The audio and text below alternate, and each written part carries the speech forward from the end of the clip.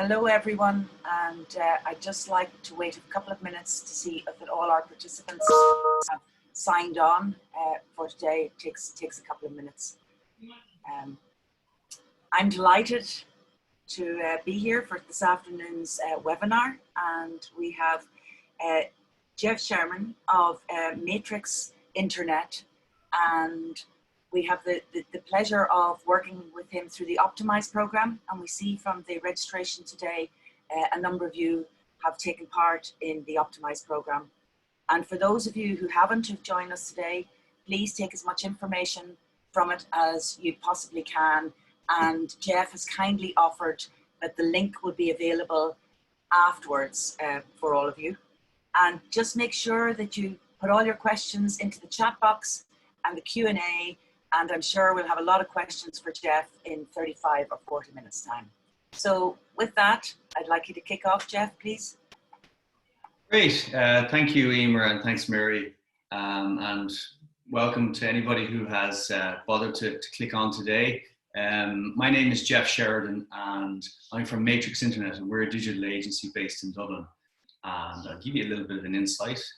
So thank you for listening to me today and giving me an excuse to have a shave and a shower and re-enter the human race, because we haven't really left our homes in that long.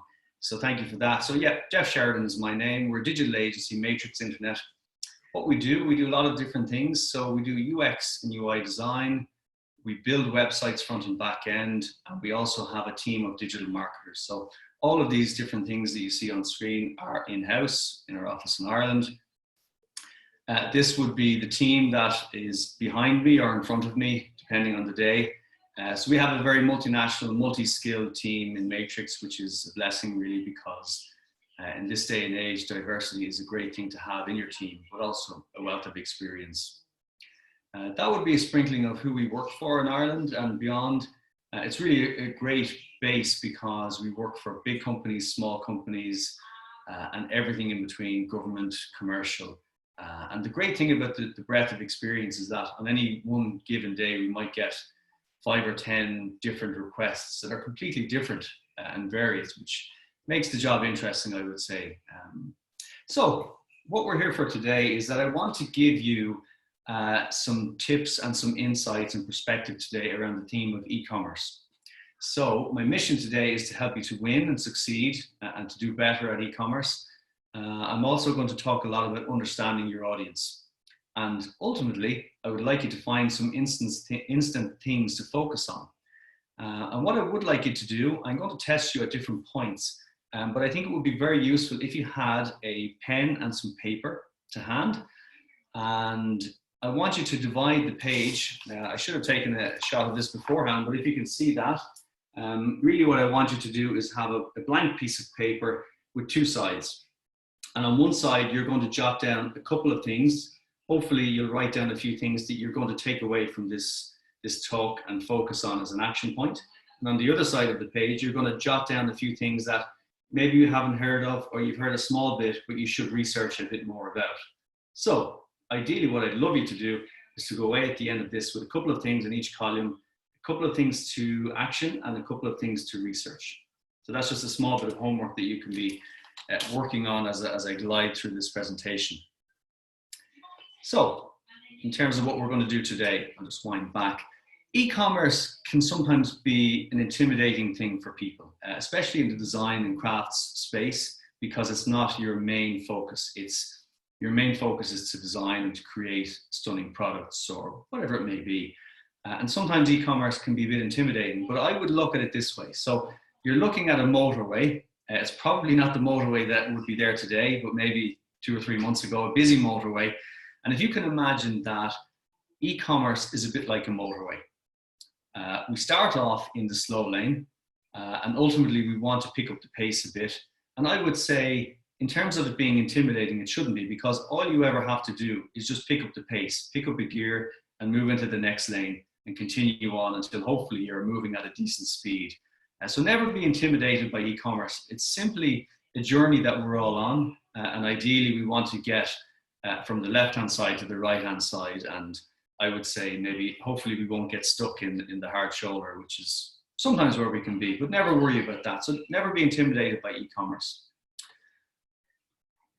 I'll go backwards. Okay, so these are the things that we're going to cover today. We're going to set the scene by talking about e-commerce in 2020, especially post the coronavirus and COVID-19. We're going to talk about what people expect from a retailer. I'm going to give you some insights into what has worked well for our clients. We're going to talk about changing behaviors of clientele and give you a few different recommendations to take away. Feel free to tweet, and it's at matrix_internet and at DCC Ireland. So, thinking caps on, I want this not to be a completely one-way thing. Ideally, I'd like for there to be a bit of back and forth, and I know Emer is looking at the chat, and we will have questions and answers at the end. But I have a few quiz questions just interlaced into my presentation to keep you on your toes, and they're all relevant, more or less. So I have a quote, and Emer, you might keep an eye on the chat to see is there any smart cookies out there post the 3 o'clock slump. And the quote is it is absurd to divide people into good and bad. People are either charming or tedious. So somebody said this, and the reason why it's relevant to e-commerce is that I don't believe there's good and bad in e-commerce. I think you're either charming people or you're boring them in terms of buying. So I'll roll this on, and maybe we've had a clever clogs or two. The answer is Oscar Wilde. So Oscar Wilde said this probably well over 100 years ago, but how right he was. And I think the question that you need to ask yourself in terms of your e-commerce, and maybe this is your first action point, is your online channel, your online selling tool, charming or tedious? So that's just a question to put out there, my first quiz of the day. So online in 2020, a couple of things that may set the scene. So last year, 2019, was the first year that more video was watched online than on TV. These are regularly quoted facts, but the largest taxi company in the world, which is Uber, owns no taxis, and the largest accommodation provider owns no property, which is Airbnb. Also, the FT is 4 times more popular online than in the physical version of it. And that was all before COVID-19. And since then, we know that nearly all retail has shut down in terms of bricks and mortar. So all of these things really they set the scene for the point, which is that online has become more and more important to a business. And you can see that these are charts showing online sales over the last 5 or 6 years. And this was also before COVID-19. So you can see the only way is up. In Ireland, 80% of people use the internet. 4 out of every 5 use Facebook, and 4 out of 5 also shop online. And these were also all figures recorded before COVID-19. So I can only imagine, I would honestly estimate that most of these figures have gone up hugely. And everyone has basically started to embrace technology at a much quicker pace, because necessity is the mother of all invention, and it's the only way really now. So we've all had to really upskill and to buy online. So that's why online is just something that you can't ignore. So my second quiz question is, it's actually a trivia question. How much of Irish online sales stay in Ireland? So in this time, you'd be hoping that we would be supporting Irish retailers, and that obviously will keep people going and keep a lot of businesses afloat if we can make sure we support local, or at least Irish. You might be disappointed to know that the amount of Irish online sales that stay in Ireland are quite disappointing. Less than 25%. So that means around about 75 to 80% of online sales in Ireland go straight over the shores and on beyond to US, to Europe, etc. So I think that's a little bit disappointing with the green jersey on, that we mostly buy from international retailers. But look, there's something there to work on, and maybe some of this is due to the fact that Irish retailers haven't really embraced online enough. Maybe not, but look, it's certainly something that we can work on and keep in mind. So a couple of trends that maybe won't be surprising, but may underline to you where you need to be thinking. So the first thing in terms of a trend is that there's a lot more conversations now with machines. people are very happy to type into Google and ask Google a question and talk to Google as if it was a conversation, as in, where is my nearest takeaway? How can I hang a painting? Blah, blah, blah. People asking questions of Google and blindly trusting that they'll get an answer, which just shows you that people have a bit more trust. I suppose the point being that people have more trust in the machines. And people trust technology to give them answers. And this is all lines up into the third point, which is about voice, in that half of all Google searches will very soon be done through voice, where people ask Google, ask Siri, ask Alexa, and fully expect to get a logical answer back. So there's a lot of trust there in technology that we should just be aware of. I have a slide here which talks about the present of e-commerce, which some people would have said is the future, around omni-selling and things like this. So you'll see that there's a lot of points in here which on the surface may seem like a very sophisticated thing in isolation. So omnichannel. Omnichannel is basically selling on lots of different channels. So an omnichannel example might be somebody calling to get a price and then buying online. Or maybe they buy online and collect in store. And it's just the principle of having multiple different channels open for sales or for delivery. With social selling, where lots of people are able to sell directly from Instagram or Facebook or other channels. With mobile and voice that we alluded to there. Also cross-border purchases. So we've seen that Irish people are very willing to buy internationally. And so we should be looking to look at that as, on the flip side of that, which is that it's an opportunity. If Irish people are very willing to buy from an international seller, well then surely there's a huge audience of 7 billion out there who may be interested in what Irish companies have to offer. So sometimes we can be a bit insular, but what I would be encouraging you to do is to think beyond that and to look at different markets, different opportunities, and to make it easy for those international buyers to buy from you. Personalization is also another trend that's been going on, has become stronger and stronger as the internet basically gets to know more about us. So in terms of personalization, it could be a case that we're trying to customize the experience or show people helpful things based on their search. So oftentimes you'll know that if you do a search on Google, you could go to another website and have the same product. As you pass through the internet, you may have a product advertised to you several times and you're wondering how this happens. And all of these things lead into personalization. And I think people have become more accepting of this type of personalization. So user experience. User experience, or UX, it's a science nearly at this point, where essentially people are trying to do what this photograph shows. So in this photograph, you'll see that we have a lovely path with nice symmetry, and I'm sure it was very nice on the architect's drawings. However, nobody used it. And the point being here that what we want to do is we want to design experiences that people are actually going to use. So when we do that, we flip the design process on its head. And before we make anything look nice, we make it usable. And in a word, that is how user experience design, or UX as it's called, this would be a real synopsis of the principle of that.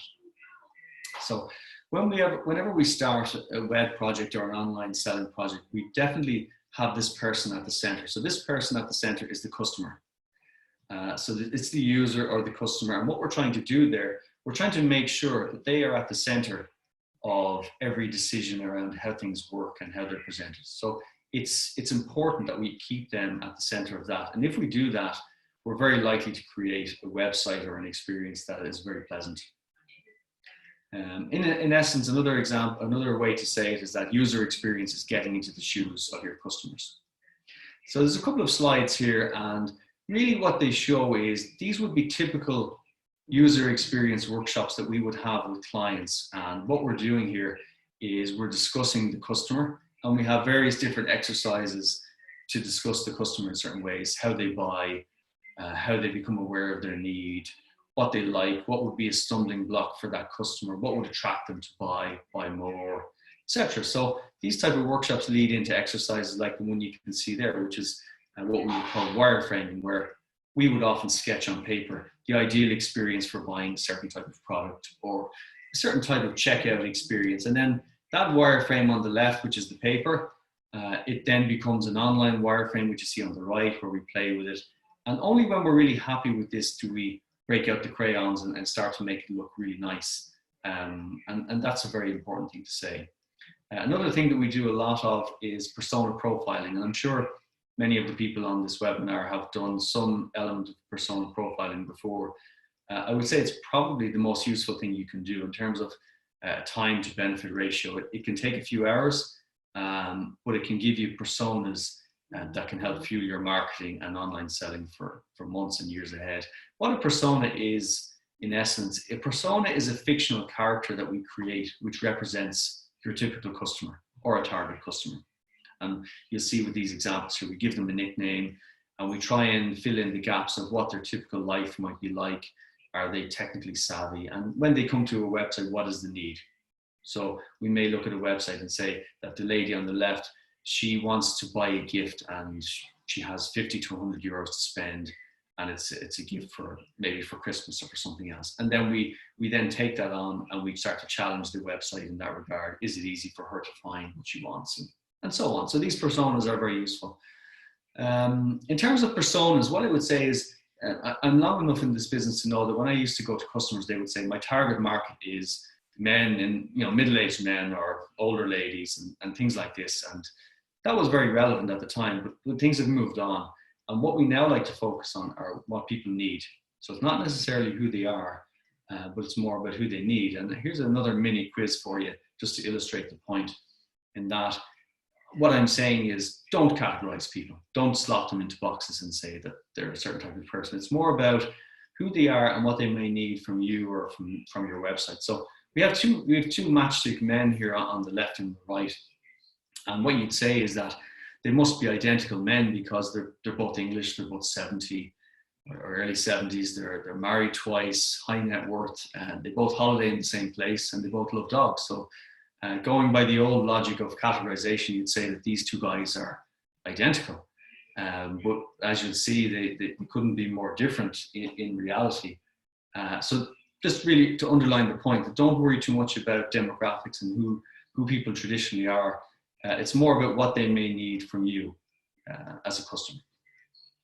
This is another thing that we do regularly in the area of user experience, is that we do user journey mapping. And what we try to do here, we try and work out a customer, where they start from in terms of realizing that they have a need, where they may start their research and their first touch point.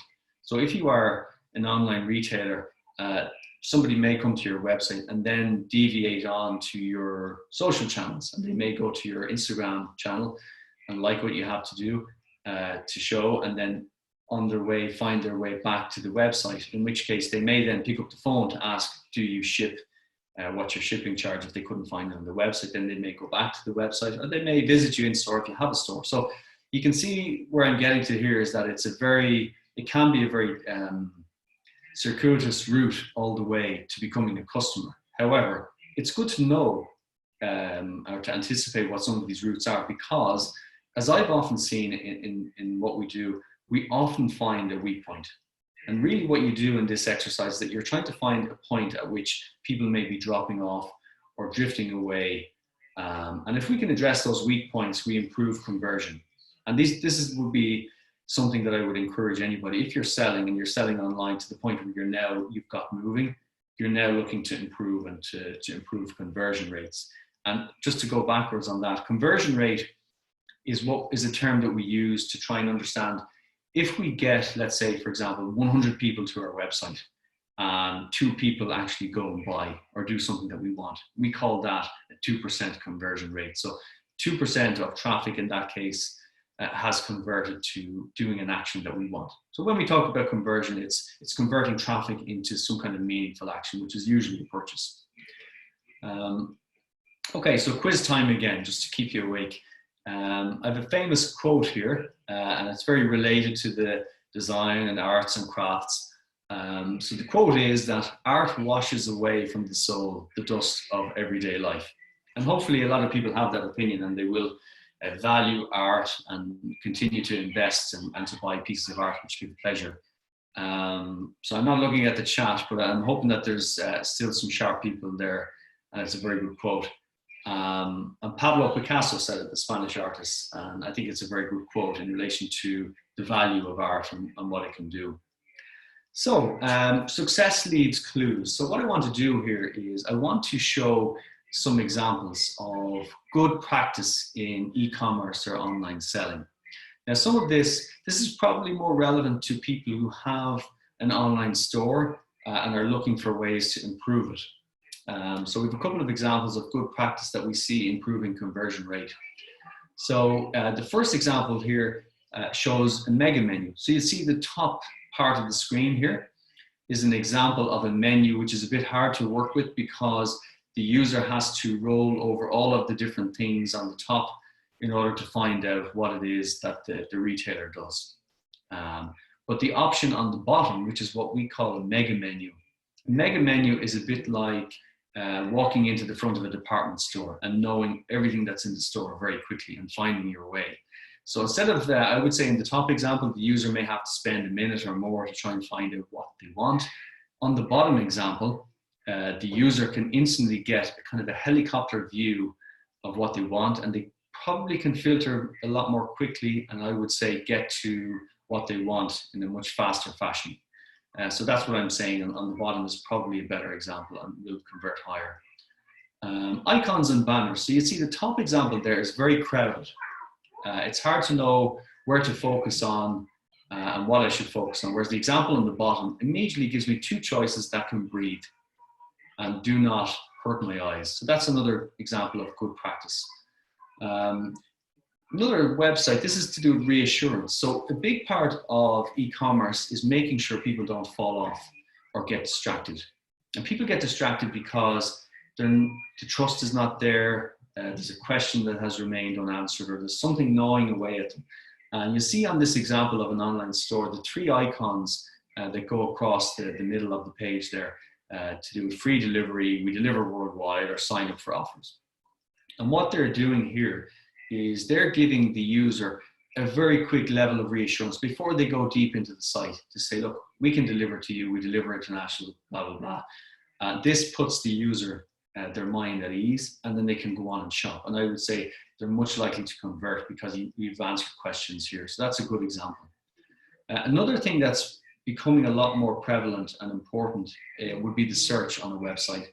So you'll see an example here of a website, and at the top, this is a museum in London that we deal with.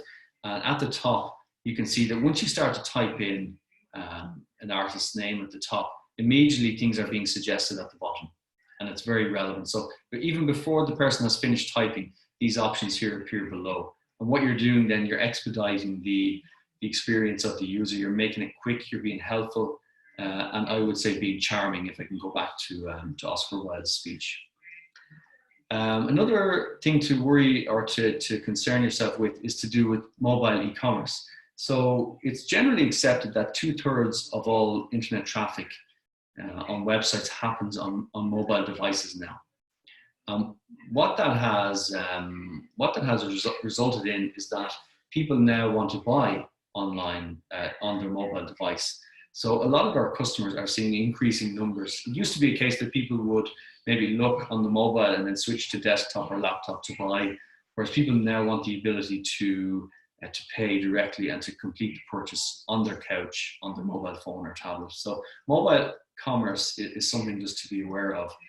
Another thing that's important would be how you describe your products. So I would say my recommendation would be that when you display your products, you need to answer a lot of questions around materials or sizes. You need to give very clear options around adding. So you see the example on the right here. The add to bag green button is very good. It's very obvious, but it doesn't obstruct the information. Another good example on the bottom of this page is you may also like. So this is a lot of upselling, and indeed cross-selling is also very good. So that's a good example of a clean way to describe your product, to make it easy to buy, to answer questions, but also to cross-sell something else that you have to offer. One-click checkout. So a lot of websites are increasingly giving options to go straight to checkout, not the usual add to cart and then go through the checkout. So they're trying to expedite and make this process very smooth. Probably the best at doing this would be Amazon. they're quite simply the best at e-commerce globally, full stop. And what they've done a lot with their checkouts is they've made their checkouts answer all the questions. So you'll notice here on the checkout that a lot of distractions have been taken away. They're no longer showing me things, advertisements, or other products I may be interested in. Now that I've gone to checkout, it's really about passing me through this checkout in a very streamlined way. So everything is there. It answers all my questions. It tells me how much the total may be, what the conversion rate of currency is. Everything is there. So this streamlined checkout doesn't really give me any reason to drift away. So I think the conversion will be high. So just to bring that around full circle in relation to the Oscar Wilde quote, really what we want to do is charm your users with a smooth experience. If it's easy to find the product, if it's easy to view the product and to have your questions answered, and if it's also easy to go through the checkout without any friction, I feel charmed as a buyer, and I'm much more likely to go through and buy and also tell a friend. So that brings us around to users and their changing behaviors. So we all will be familiar with how technology has changed how we do things, and that's even before COVID-19. This is a good example of a graphic in terms of the device on the bottom being the phone and that we all have has replaced 7 or 8 different pieces of technology. And this represents a great opportunity for anybody in business, because now they can reach the customer in such an easy way with the right tactics. And the phone, I would say, should be at the center of a lot of our strategies, because we know people are on it. They're on it all the time, 150 times a day or more. So if we ignore the phone, I think we do it at our peril. Another trend or change in behavior is the rise of video. So video is only becoming more and more popular. The reason why video has taken such a foothold on the web, apart from better connections, is that we can process information much faster on video. So if we hear something, we remember it at a fairly good rate. If we read it, we're inclined to forget at a high rate. But in terms of the amount of information we can process at one time, video is the king. And we can process video probably at a rate of 10 or more times into the same information delivered via text. So it's very memorable. We can process it quickly. There's also a fact that tweets are much more likely to be shared when they have video content. And that would go for any social output, and that once there's video attached, it becomes much more shareable at a very large factor. TikTok. So TikTok is a relatively new channel, but its rise has been exponential, and we see a lot of our customers starting to focus on it. What I would say is that, well, first of all, what TikTok is a social channel where people create and they share video content. So they're typically short clips. They can be humorous, they can be stylish, they can have action, they can be anything really. And people are creating these videos at a rate of millions per day. Has become a very active channel. So there are now 800 million active users on TikTok, which means that it's a more popular channel than LinkedIn and Snapchat, surprisingly. The other thing to note is that the average TikTok user spends a lot more time on TikTok than the typical social media channel. So on average, they'll spend 52 minutes per day on TikTok, which means they're heavily engaged with the channel. So they're really deep into it. All the while, TikTok has algorithms in the back which are tracking user behavior in terms of what people like, what they engage with, what they look more at, which also gives you, I suppose, it gives them a way to profile and to try and work out what people want. And then that obviously presents possibilities in terms of marketing. So once you know who you are, who your customers are and what they're doing, it gives marketing power. What I would say about TikTok is that the target market there is from 10 to 30 years of age. So this may not suit everyone, but what I would say is that anyone whose target market is between 10 and 30, thereabouts, you should definitely be looking at TikTok in a strong way. You can see there on the graph that TikTok's rise there is quite meteoric in the last 2 and a bit years. So definitely a channel that I think you should be focusing on. I want to talk a small bit now about millennials. Now, millennials is a bit of a rough term that it can cover lots of different age groups. But as people try to profile age groups, we have baby boomers who came after World War II. We've Generation X, which was 1960 to late 70s. Generation Y or millennials who were kind of the 80s up. And then we've Generation Z, who are people who were born after the year 2000. So they're just marketing terms. What I would say is that they're not necessarily black and white, in that I've seen lots of people who are baby boomers act like millennials or Generation Z. So it's more of a frame of mind, but it's a good way to think about it. And if we look at the last two, the Generation Y and Z, they are the drivers of every consumer trend, and digital is their life. So I think it's a good thing to try and understand a bit more about them. Okay, so who are they? In terms of millennials and Generation Z, I'm going to gloss over this just time-wise. I'm going to gloss over it a bit, but I will share the presentation. So in a few words, the characteristics of the younger age group, the millennials, the Generation X and Y and Z, is that they're impatient, and so in a lot of ways they're very technically savvy. They're often outraged, very socially conscious, and I would say that their loyalty is very hard won, but easily lost. So there's a few different things on the right-hand side. So another question is around FOMO. And it's a good term. If you've never heard of it, it's one to look up. So another quiz question is, what does FOMO stand for? And let's just chew on that for a minute. But what the point will be after I give you the answer is that definitely people have become a lot more addicted to the instant gratification. The new instant chat is a big thing. So a lot of times on websites, you'll find that people will react quite well to live chat. So I've seen live chat 7 or 8 years ago, and it was quite poor. The engagement was very poor. But in the last 1 to 2 years, I've seen live chat really, really pick up in terms of people liking the idea of getting an instant response to a question, whether it be about shipping or what you do, etc. So to go back to the question, FOMO stands for fear of missing out. And it has become a real anxiety point for a lot of people. They don't know what they're missing, but by God, they're going to find out by checking that phone every few minutes. But the lesson, as I said, is definitely around live chat and chatbots. I think if you haven't tried them, I would recommend trying them. They may not be a good fit, but it's such an easy and cheap decision to put it in. I think it's a no-brainer really in terms of live chat, if you're available to answer the questions, of course. So there's a couple of tips here in relation to millennials, and just the time ticking on, I'm going to gloss over them. But what I would say is these non-negotiables are quite good in terms of, I think these are things that if you're not doing them, you need to look very quickly at doing them, or you will alienate a large chunk of your audience. So provide quick, immediate customer service, engage with your users, ask for opinions and feedback, and for your brand, try to have a personality that's consistent. And also to make life easier for them. Here's some successful tactics which will take you from the non-negotiables to things that will actually be a bit more sweet. They're not necessary, but they're nice. So try to personalize communication, make user-generated content part of your marketing. Offers, deals, and promotions work very well for Generation Y and Z.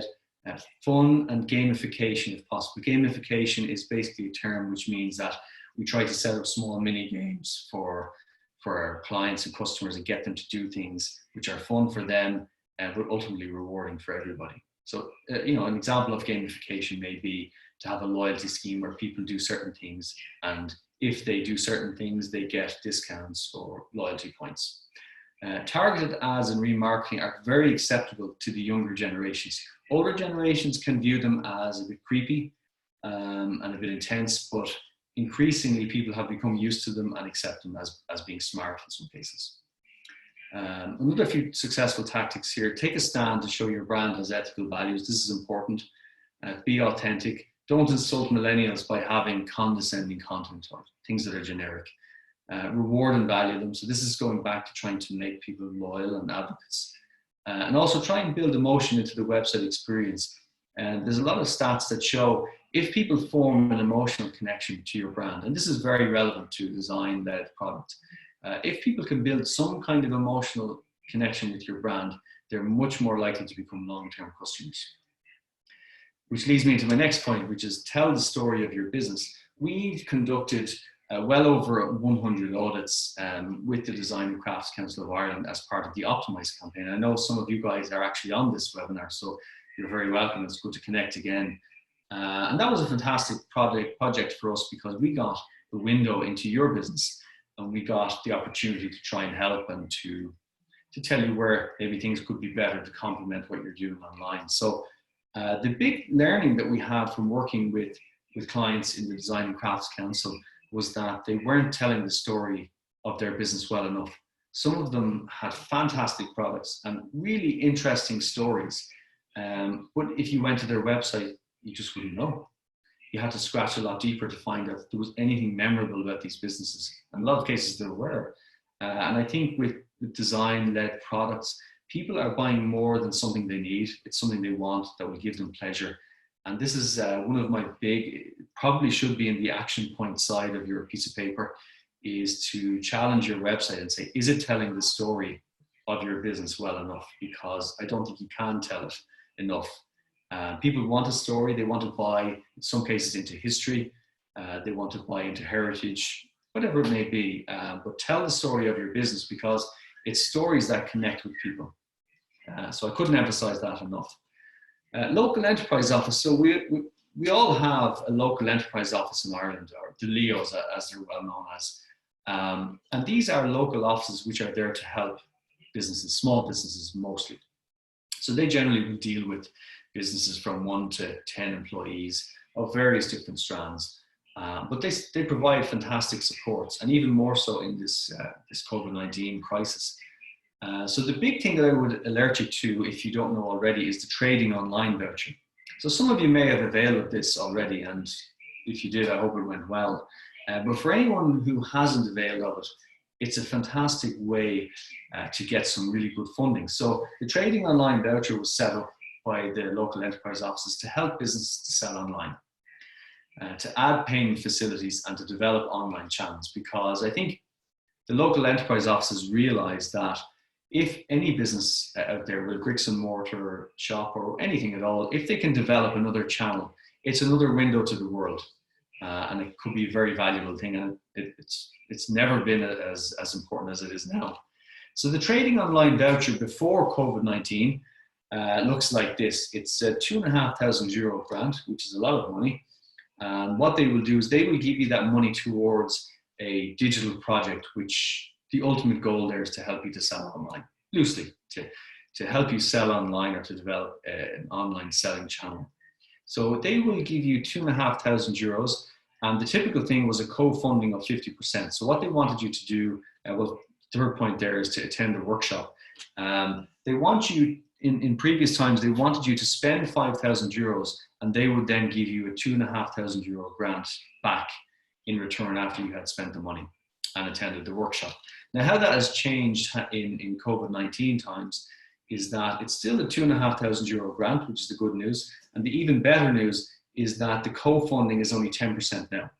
So they only want participants to spend just under €3,000 to get the €2,500 grant, instead of the previous arrangement where you'd have to spend €5,000 to get €2,500 back. So that's a huge change there, and a really good opportunity, which means that a business could get more or less a €2,500 grant with the spending of only a few €100. So that's a huge thing. The other thing to note is that the previous workshop can now be attended online, which is convenient and accessible for most people. So I would encourage people to look at the trading online voucher. If your business has more than 10 employees, there's a very good scheme at the moment with Enterprise Ireland, where they are giving very generous grants, up to 80% grants, for anything to do with developing an online selling strategy, or to improve your online selling channel, or to improve internal systems. So the Enterprise Ireland one is a lot more generous than this, but unfortunately it's only open to Irish companies who have a bricks and mortar store and over 10 employees. So that's probably not going to be applicable to most companies. So the Trading Online Voucher is available at any local enterprise office, and I think they have beefed up all of their call lines because there's been a huge take-up on this. So I'd encourage anyone to look into that as soon as possible. So we're on the final stretch, you'd be glad to know. And what I want to do is have a couple of slides here, and hopefully this will give you a few things to take away or to at least be aware of. Buy-in and accountability. So I can't emphasize this enough. I would say that the vast majority of e-commerce projects that fail, they fail because they don't have the requisite buy-in. So basically people are trying things, but they don't really commit to it in any meaningful way. And that's why it fails, because you really have to follow through. Everybody is looking to sell online now, so it's a competitive space. So it does need to be done with some amount of commitment. So buy-in and accountability. Here's an example. So we were lucky enough to work with Voucher in terms of all of their e-commerce and selling online. And you'll be interested to know that Voucher is around since 1722. So in 2 years' time, they'll have made it for 300 years, which makes them one of the oldest brands in the world. But that's not a guarantee of success, because traditional business, having a 300-year-old mill in the heart of Wicklow doesn't necessarily translate to online success. So we did a lot of work with Voucher, but before we went too far ahead, we did some strategic work. We did a lot of work like this, which is around post-its and workshops like I've showed you before. And this was a very good exercise. And what it really identified was that the big problem, the big obstacle they had to succeeding online was really getting the buy-in from the top and committing to it with resources, which leads me on to these 5 bullet points here. And I think that if you have all of these different things in place, you're much more likely to succeed in terms of selling online. So the first thing is ambition. You have to nail your colors to the mast and say, we want to increase sales online by 20% this year, by 50%. We want to sell to 5 new countries, whatever that may be. We take away the obstacles. So the obstacles in some cases can be that you don't ship internationally, or that you charge too much, whatever it might be. So take away them if you can. Have an internal champion of e-commerce. So if there's somebody in your organization and they're accountable and measurable in terms of the online sales, this is a big game changer, because we're all competitive. And we're all very aware of something that's been dropped in our lap. And if it's been given to us the job of improving e-commerce, we're much more likely to push the dial up.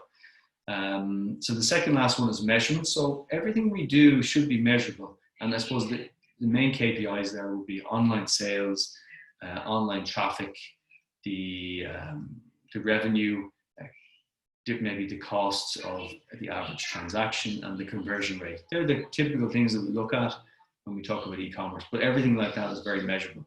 And then the last thing is to make sure that whatever your online channel is, that it has the resources and support, that there are people answering questions quickly, that the website is fast and efficient, and things like that. So those 5 things would be strong recommendations and would be a part of why Voucher is really succeeding online. So I think this may be my last quiz question. So another quiz to sharpen you up near the end. A very famous man said, "To improve is to change, and to perfect is to change often." Now, this man didn't live in the online time or period. However, it's a very relevant thing to online, because the clients we have who work best are constantly tweaking, pruning, chopping and changing, and looking for ways to improve. And that kind of restlessness in terms of improvisation is at the heart of most success stories online. I'm going to resist the temptation to click into the chat, because I'm afraid the window will disappear. The answer is Winston Churchill. So a great man in terms of wartime and strategy and that type of thing. So, but he wasn't wrong in terms of any marketing. Basically, I remind you of the quote. So to improve is to change, and to perfect is to change often. And I think that's a very, very apt quote for any of your online channels. So I want to give you a pat on the back, albeit a virtual one, if you're doing any of the following. And if you're not, this then becomes something to write down into your action point column on your piece of paper. So have a takeaway pat on the back if you are doing one of these things, or all of them ideally. So the first thing would be charming your audience, which really means making it easy and pleasant for them to buy. So the second point is making it easy to buy online. Third point is about embracing video. So as I said, video is really on the rise, and I can't recommend it highly enough.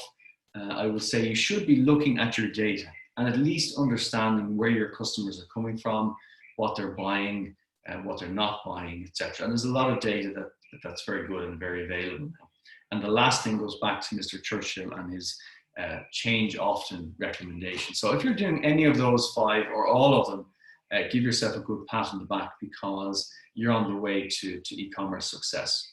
So in conclusion, and you'd be glad to know we've reached the final slide. So in conclusion, my big recommendation would be to be charming to your online customers and to try and charm them into an online purchase, and hopefully to being a loyal advocate. And that brings us to the end. And thank you for bearing with me on slide 75 as I see it. So Emer. Yes, thank you so much, Jeff. That was very informative. I'm sure everyone thoroughly enjoyed it, and your questions to keep us on our toes.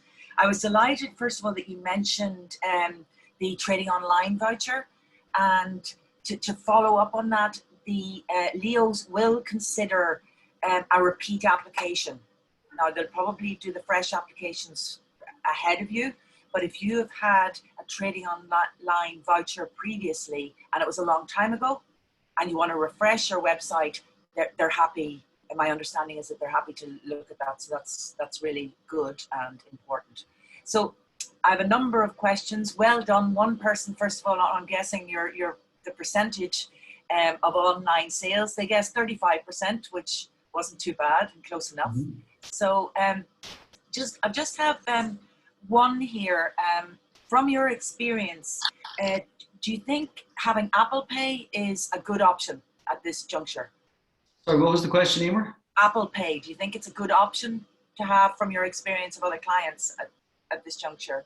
I think it's important to have as many as possible. So, I mean, they do take a percentage of your sales, and sometimes that can be tricky. I would say to have as many as possible, because people are different. Some people are Apple people, some people are Android people, some people are PayPal, some people will not give their details.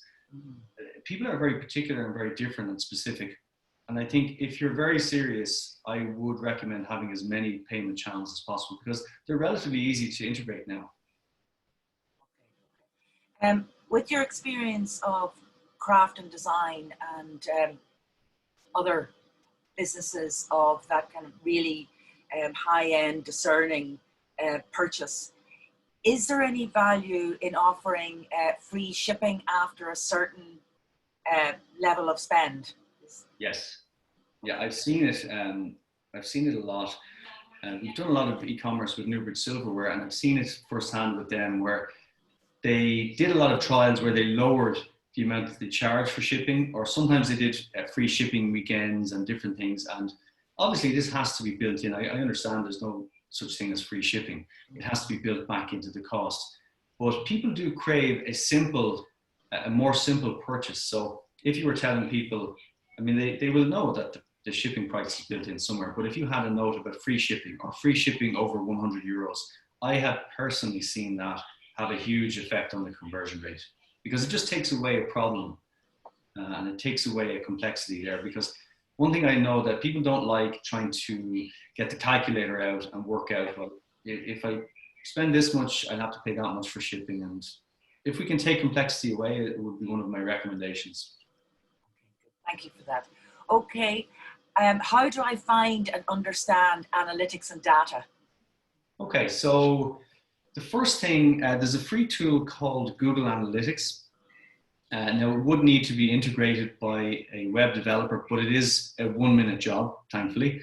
And once that has been integrated and you have an account with Google Analytics, you can log in, it's free, and you can see a lot of information around it will give you a lot of basics around who's on the website, where they're from, and you probably need to play with it. But I would say to people that if you don't have analytics or any kind of data, the first thing would be to get Google Analytics installed on the website, which is a 1-minute job, and to have an account with them and to spend maybe 45 minutes or an hour playing around with the statistics that come back.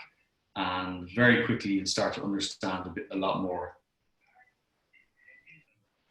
I have another one here. You're getting a lot of thank yous, by the way. People think that it's wonderful and full of very useful information. So thank you, Jeff, for that. So I have one here, and thank you in advance from this person. They'd like to know what's the most economical e-commerce platform for a product with a low margin, a product that needs high volume. And the person says they are thinking of Shopify, but I'm wondering if the fixed fee every month will be too costly.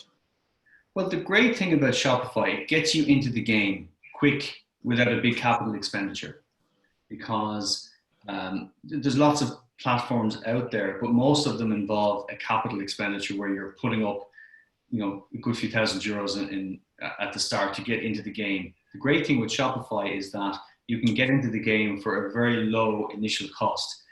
The clawback is then that you're probably going to pay more on an ongoing basis. My recommendation would be, if someone is starting off, Shopify is a great option because it gets you into the game with a minimal cost. If the volume starts to crank up, I think then would be a point to look at an open source platform where there's no real commission as such, and maybe that might suit a higher volume model. But it would be good to test it on the likes of Shopify, where it really reduces the risk by using that platform. Okay, thank you. And just to add to that, we are having someone on this webinar slot from Shopify on the 1st of May. So that could be useful. There's one here that you might want to answer afterwards or by email. Are you interested in doing website improvements under the Trading Online voucher? Absolutely. We do our work for the local enterprise offices, and at the very least, I mean, I'll always give people advice. I email lots of people every single week after different talks, and I'll often come back to them with 5 or 6 points and say, here's what I think you should do. So nobody should be afraid to email or to ask for questions like that. But yes, we are. We're an approved agency we've done lots of different work with the local enterprise offices. Okay. You gave us very useful insights into millennial buying patterns and what they're looking for, and Gen Z as well. And the TikTok piece I was particularly interesting. Someone here would like to know, have you tips if your customer is 50 years plus, so a baby boomer really? Okay. So, well, a lot of baby boomers have started to adopt the personalities of Generation Z. I've seen that personally. But what I would say is, I mean, I know myself, one tip is that I think the website should have, if I was building a website and I knew that a lot of people would come from a certain age demographic, I would make sure that the site was accessible. So there's different accessibility levels that make sure the site is easy to use, easy to read. So one tip there would be to make sure that there's a good level of transparency or contrast in relation to the text. So text must be easy to read, and that would be different. That would be there. I would say if the age group was a bit older, the target demographic, I would be doing a lot around reassurance, because I think that age group haven't grown up with technology in the same way that the next generation are growing up. So the trust is not there. And that's really one of the big differences with Generation Z and baby boomers. Now the trust is coming, but I would say if I was targeting an age group of 50 to 60 plus, I would be making sure that I reassure that target group that there's a good returns policy, that it's an ethical retailer, that all of those different things. Another observation I have about that age group is that they have a bit more time, typically. So it's very possible that if we're talking about a person, they may be retired or semi-retired, and they would typically have less channels and less devices, and they have a bit more time. So they have time to invest in the purchase, is what I've seen in my experience. So you can anticipate that they will read more into the detail. If I was selling a product to, let's say, someone who was 60, 70 plus, I would make sure that I reassure them about any potential worries. I would make sure that I gave them as much information as possible, because I think they would read every single line about the product. And then I would be very careful about making sure that the checkout was well signposted, because this person may or may not be a regular online buyer. And I know that myself from my parents. I've often watched them buy things, and you'd be surprised they would ask, well, what's this button or what's that? So I think it's very good to signpost your checkout to make sure that if someone had a question, that it was well explained. Thank you very much. And I have another one here. How would you best entice people to buy a pre-order of jewelry items, and then they've qualified that by saying some stock has run out and I want to entice people to buy? Okay, well, I wouldn't recommend the hard sell. I'm not a big believer in the hard sell. However, when you're a salesperson, it's part of the key. You have to sell. And what some people would say in terms of online selling is that you have to create some urgency. And what I've seen people do in the past is try to create an element of urgency. If this is what you need to do, if you need to or you want to create some urgency to compel somebody to do something, there's different ways to do it. One would be to try and create urgency by saying that there's a limited stock, or this is some kind of a limited offer, and that if people were to buy now or indicate interest now, they will be guaranteed to get whatever it may be. And I've seen that before. I know they do a lot of this in the whiskey business, where they will release a few hundred bottles of something and say, this is a limited edition, never to be repeated. And if you want to be part and own one of these limited edition bottles or versions. So that can be a way, is to try and create an element of limited availability. But yeah, essentially what you're trying to do is to create urgency. The other side of that is that you must have the trust there. If somebody, people are very unlikely to give money to something if they feel there's a risk that they won't get the product. So trust is another topic that comes back there. So they would need to feel sure about what they're doing, but also that there's something to compel them to take the credit card out of the wallet and go ahead and buy this. Like, why would they do it? Okay, that's great. Do you have any advice on engaging with influencers? I've seen it work. I know that we have clients who have engaged influencers and seen seismic shifts in followers and in traffic to the site. So I also know it can be very expensive, and there is a reluctance out there to potentially waste big amounts of money for something that may or may not work. I can say that when it works well, when it's well chosen, it has definitely been game changer type things for a lot of our clients. So I'm not against it at all if you can find an influencer who you feel gives you access to a large swathe of people who would be your target market. I think it's well worth it, but it's like everything. If you could try a small bit of it and find out, that may be a more careful way to spend your money. Good. We have a follow-up from do you remember we were talking about the Shopify option? And the person has said, can you give more elaboration for them on what an open source platform is? Sorry, yeah, no, I sorry about using jargon. It's always something I criticize myself. So open source, an open source program is something that it's code that has been put out there by a company for people to use and to basically take it and make it your own. And that's probably the most simple way I can put it. So open source software, so you regularly hear about systems like Magento and WordPress and Drupal and Joomla and things like that. And they're basically programs that people have built and allowed people to use them. So an example would be if somebody wanted us to build an e-commerce site, we could take WordPress, which is an open source system, and we would take it and then make it work for a client by changing the look and feel, by playing around with the code. So it's open source when we get it, but then we customize it and we take it for our clients and we make it, we tailor make it then after that. Whereas the opposite being Shopify is an out-of-the-box type system. That's what we would call it, off the shelf or out of the box, where you take it and nearly everything is already done. You're just really giving it a facelift and tweaking some things on it. But so you have systems like Shopify, which are out of the box, and then you've open source systems, which are pieces of code that web developers would take and tailor make them for clients. In terms of voice searching stroke selling, is there a platform available in the market now to add to your website to look at? And as the market for voice grows, how would you expect to be heard if, for example, you were selling trainers against Nike? Okay, so there's two things there. The first thing is in terms of platforms, there are what I would call plugins, which are additions to build into your website, and they're readily available, which will help. You would need to know what platform you're on and then look for those particular plugins.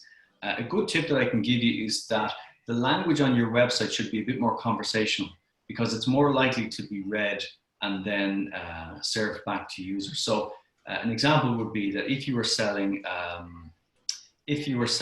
a pair of shoes, and in the description of the pair of shoes, you were able to answer a few questions below. So you're able to say, well, you know, they're leather and they're blue, and down below you could say, well, what material is it made of, or would it be suitable for a certain type of use? And that kind of conversational text within your website is likely to be picked up by voice platforms. And the other thing is that if you are creating content on your website, like a blog, so it may be that you are a shoemaker and you have a blog, and in your blog you regularly answer people's questions, or you pose questions and then answer them. So you're doing two things there. One, you're answering questions that people may have on the internet, but secondly, you're adopting a slightly more conversational style, which is more likely to make your site visible. Good. That's really good. I've one more here. You're being asked for a recommendation. Would you recommend one shipping company over another, or should you have one for Ireland and another for international? As in a delivery company? I think that's yes, shipping delivery. It's not an area I know enough to recommend one, to be honest. But again, it's a bit like the payment. I'm suggesting as many options as possible, because I do know that there are certain courier companies who are strong in certain countries and they can be weak in other countries. So as many as possible, I would say.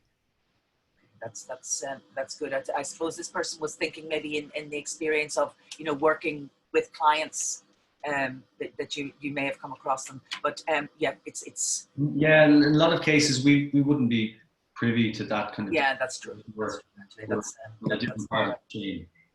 Okay. Is your domain name caught up with Shopify? I.e., if you were to leave Shopify in the future, can you take your domain name with you? You can, yeah. You're not tied to it. It's temporarily connected to it, but no, you can point it elsewhere. Okay, we've more coming in here now. One of your slides mentioned facial recognition at checkout. Can you talk a bit more about this trend, please? What I would say about that is that there's a technology called augmented reality, and it's really, it's not so much about the checkout, it's more about giving people the tools. So it's very possible for you to create an app that would allow people to take a picture of themselves and then augment it with a picture of maybe a dress or a shirt or a piece of jewelry. And so that technology exists there. In terms of facial recognition at checkout, that would be more in the realm of PayPal and Stripe, allowing that to happen. Okay, that's really precise and good. Those answers have been really clear, Jeff, and we kind of put you on the spot a bit. So well done, and thank you. I'm just scanning here. I think I've covered most of them now, and I wanted to tell everyone that Jeff hopefully is coming back with us to look at social media on a webinar, and at a general level, we are as an organization taking all your feedback on topics and options for this particular time and going into the future, and our board of directors and staff, together with all the clients, are putting together interesting and vibrant options over the coming weeks. The recent ones have developed kind of organically, so my apology if there have been topic changes or whatever, but over the next 2 or 3 months, we'll be rolling out a very structured and comprehensive suite of webinars directly in response to your requests and your needs. And I've been really honoured to be here today and involved in the majority of them so far. I really would like to thank Brian McGee and Mary Dunn for recommending you today. It's been really informative, and I have lots and lots of thank yous on the screen. So Jeff, I really, from the bottom of my heart, and of those who are in the audience, really like to thank you. And I'd like to thank my colleague Mary Dunn, who has done sterling work in the background and keeping us on track today. And I'd also like to give a little plug to my colleagues in the innovation department who are rolling out a series of webinars and workshops on Get Ireland Making. So if we're dealing really with the kind of hard-nosed business end of things today, I really think that if you have time this evening, go and look that up. There's a wealth of information there, and hopefully you'll enjoy those also. So I'd like to say thank you and goodbye to everyone. Goodbye. Thank you for your time.